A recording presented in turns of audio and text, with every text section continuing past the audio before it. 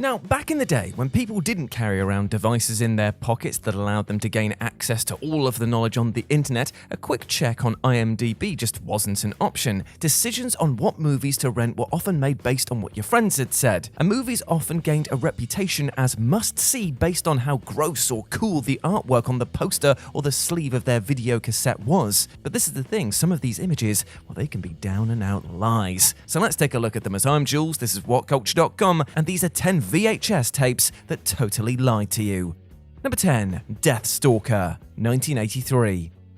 You remember Conan the Barbarian with Arnie in? It was great, wasn't it? Do you remember Death Stalker? Well, that's okay, because I'm going to tell you about it right now. First of all, look at the artwork for the UK rental video. Who wouldn't want to see this movie? Now, you could be forgiven for just looking at this and renting the hell out of it just on impulse alone. But if you want a plot, here it is. We follow Death Stalker, played by Rick Hill, who is on his quest to unite the powers of an amulet, a chalice, and some other secret thing. And to complete this quest, Death Stalker must confront the evil sorcerer Munka. Along the way, he encounters magic, a pigman, evil, violence, and of course, a ton of nudity. Written by Howard R. Cohen, who also has writing credits for Rainbow Bright and Star Stealer, Care Bears, and Vampire Hookers. One of those is not like the other. Death Stalker did surprisingly spawn 3 sequels, which goes to show that it must have done well in the rental market. However, the reason that it lies is very simple. You see that giant ogre-like thing there? Doesn't fight it at all. Brilliant. Cheers. Number 9. Street Fighter 1994.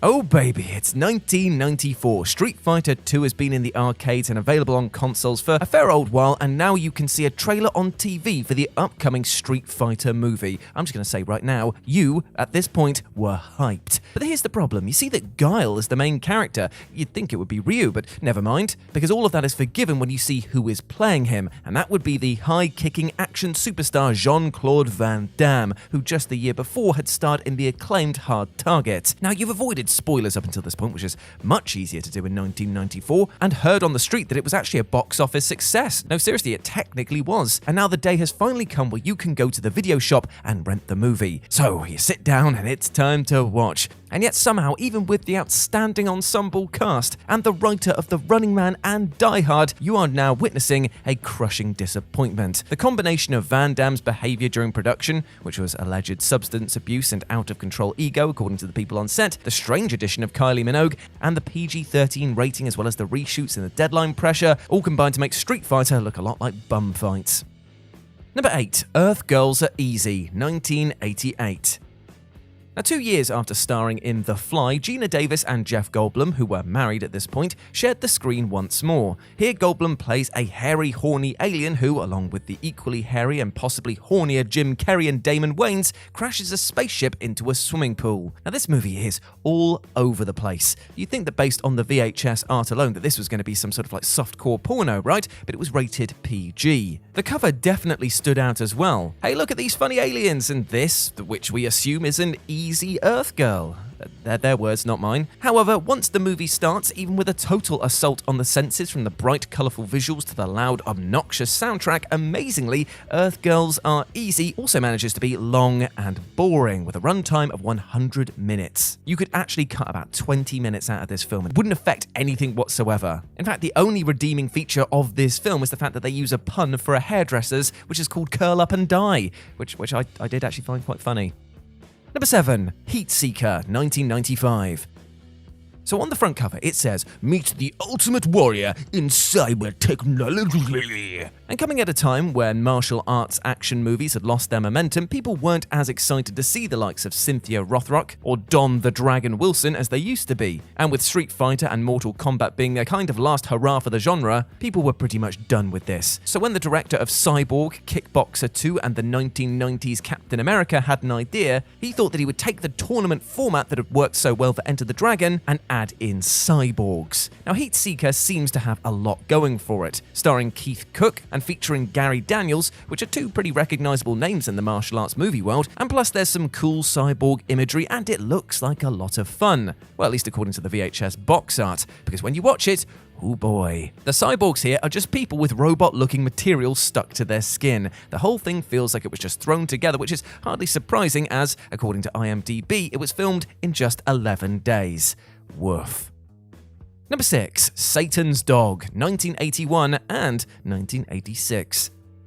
Now on the front cover, this has the best line whatsoever, which is, "She screamed for the devil, and he sent her Satan's dog." Now watching this, you are guaranteed a good few laughs, though that is doubtful that this was the director's aim. Now Satan's Dog isn't entirely bad, yes, I mean it is very low budget, and all filmed around Dallas suburbs, and does look very, very silly, but the villainous older woman is actually really entertaining, and yeah, the deaths, they're kind of neat. However, some good laughs, an entertaining older lady, and deaths that are kind of neat isn't exactly what you expect when you pick up the box.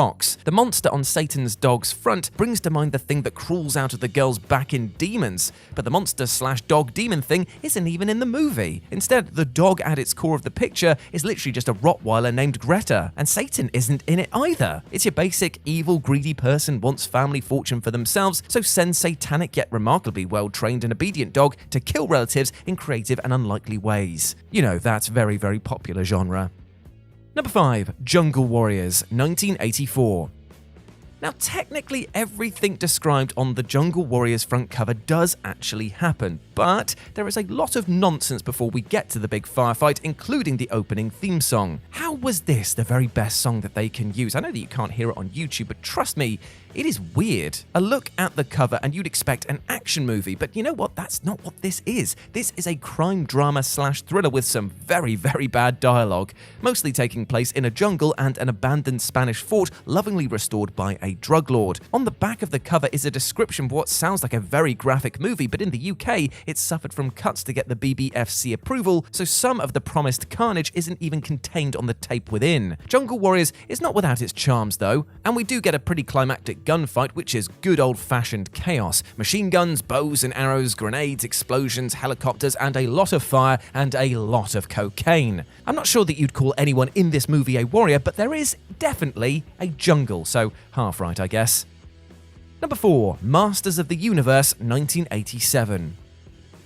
So Masters of the Universe is a flawed masterpiece. From a He-Man fan's perspective, there's a lack of Orko, Prince Adam, Battle Cat, and the fact that the majority of the movie does not take place on Eternia, and instead takes place in, let me just check my notes here, generic town, USA. Now the sleeve shows He-Man and Skeletor looking utterly fantastic, with badass villains across the bottom, and then the big fight taking place on the back of the box art. But what is disappointing is that it avoids telling you about the amount of screen time that is taken up by Julie and Kevin, and Kevin's upcoming performance at the school dance where he'll be playing keyboards. That's not mentioned at all. Now the film does start promising, I mean it does look like the combination of Superman and Star Wars after all, but then it changes direction so quickly. Teen romance is not what this cover art promises. It is worth noting that it appears to be Gary Goddard's directorial debut after working as a producer, and you have to wonder what made Cannon trust him to direct such a big project that had huge financial implications.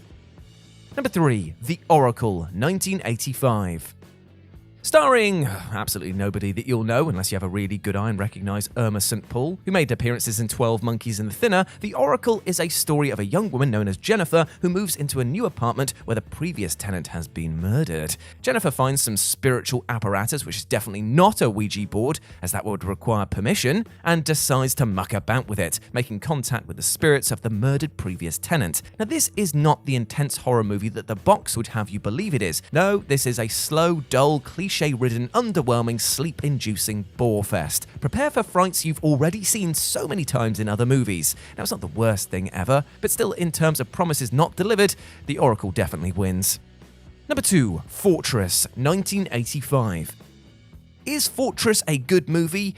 Yes, kind of. Does what it depicted on the cover happen in the movies? Also yes. So what is the problem here? Well, the problem is that this is not the action-packed 1980s Lord of the Flies that the cover wants to portray. Instead, it's a well-paced, tense drama about a school teacher and her students suffering the traumatic ordeal of being kidnapped at gunpoint by masked men. With the tagline, "The innocent have tasted blood, and they liked it," you would probably be disappointed to discover that this is not some kind of cool siege movie involving kids who are now feral with fear defending their makeshift fort. I mean, that does happen for about 10 minutes, but the rest of the time sees the children and their teacher hiding in caves and singing. There's no big transformation here. These aren't all sheltered little brats who can't handle themselves. These are rural Australian kids who know how to shoot. So yeah, like I said, it's a pretty decent film. It's just not at all what the box art promised.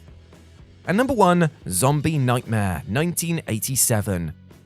So John Michael Thor is the vocalist for a band named Thor. He was also in some movies as well, including Rock and Roll Nightmare and this gem, Zombie Nightmare, which boasts a soundtrack that features Motorhead, Girls' School, and of course, Thor. Now Thor stars here as Tony Washington, a beefy young man accidentally run over and killed by the worst group of teens in movie history, who then drive away and show little to no remorse. Tony is then resurrected as a vengeful zombie by a voodoo priestess who owes his mum a favour, as you do. This film also stars a very, bored-looking Adam West, and Zombie Nightmare earned the distinction of being featured on Mystery Science Theater 3000, where it was torn to shred by Mike and the Bots. And this is the thing, the artwork for Zombie Nightmare must have caused a lot of disappointment, because trust me, those special effects right there, they do not look that good in the movie.